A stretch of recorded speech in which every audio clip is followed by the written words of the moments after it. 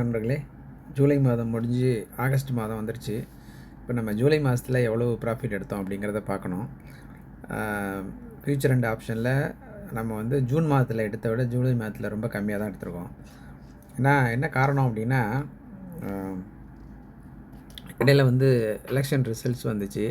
அதுக்கப்புறம் மார்க்கெட் வந்து டைரெக்ஷன்லெஸ்ஸாக இருந்துச்சு. எந்த பக்கம் போகிறதுன்னு தெரியாமல் இருந்தது. அதனால் நம்மளும் ரொம்ப ரிஸ்க் எடுக்காமல் நம்ம அப்படி குறைவாக தான் ட்ரேட் பண்ணோம். ஸோ அதனால் வந்து இந்த மாதம் எவ்வளவு ப்ராஃபிட் இருக்குங்கிறத பார்ப்போம்.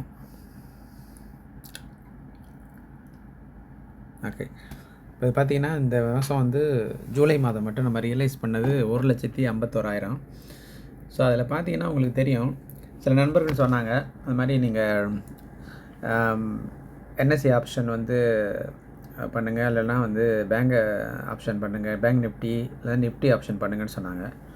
ஸோ நம்ம அதை பண்ணும்போது என்ன பிரச்சனை வருதுங்கிறது காமிக்கிறது தான் நான் வந்து கொஞ்சம் இதை ட்ரேட் பண்ணேன். இப்போ பார்த்திங்கன்னா நமக்கு 1,51,000 வந்து ப்ராஃபிட் வந்தாலும் 20,750 ரூபா பார்த்திங்கன்னா நமக்கு சார்ஜஸாக போயிடுச்சு. ஸோ அதில் வந்து எஸ்டிடி, செக்யூரிட்டி ட்ரான்சாக்ஷன் டேக்ஸு, அப்புறம் வந்து மற்ற ப்ரோக்கரேஜ் இதெல்லாம் சேர்த்து பார்த்திங்கன்னா 20,000 போய்ட்டு. ஸோ அதில் நமக்கு இப்போ வந்து பார்த்திங்கன்னா நெட் ப்ராஃபிட்டு 1,30,000 தான் வந்திருக்கு. அதே ஸ்டாக் ஆப்ஷன் பண்ணோம்னா நம்ம ஒரு ட்ரேட் 2 ட்ரேட் தான் பண்ணுவோம்.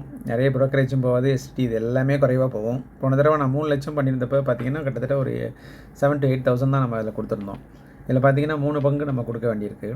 இது ஒரு முக்கியமான செய்தி. அதனால் நம்ம தெரிஞ்சுக்கணும், நம்ம எதை ட்ரேட் பண்ண போகிறோம், எப்படி ட்ரேட் பண்ண போகிறோம், எவ்வளோ நாள் ட்ரேட் பண்ணோம் அப்படின்னு. ப்ராஃபிட்டும் அதில் அதிகமாக கிடச்சிச்சு. ஸோ அதான் இந்த அப்டேட்டுக்கு தான் இந்த வீடியோ.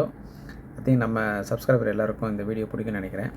பிடிச்சதா லைக் பண்ணுங்கள், கமெண்ட் பண்ணுங்கள். மிக்க நன்றி. அடுத்த வண்டியில் சந்திப்போம்.